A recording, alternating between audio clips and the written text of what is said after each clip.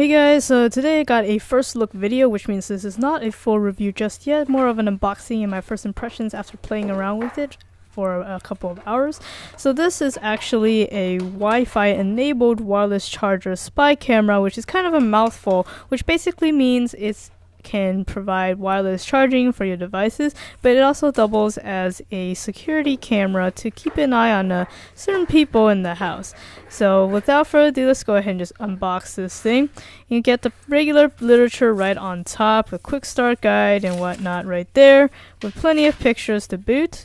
Because it's Wi-Fi enabled, it also shows you how to set it up with your home Wi-Fi and also the app that's needed to connect to this device.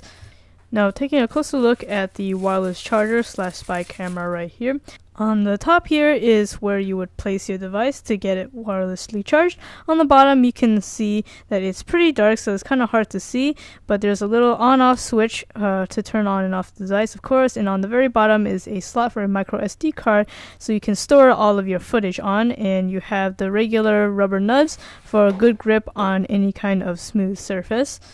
And then in the other box is the charger, which is proprietary, unfortunately. I would have liked to see either micro USB or USB Type-C in this, but unfortunately it is a proprietary charger and it goes right into the wall. So this is something that's not battery based and you have to have it plugged in at all times to work. And it's plugged in actually towards the top. For some reason I would have preferred it to be closer to the bottom of the device.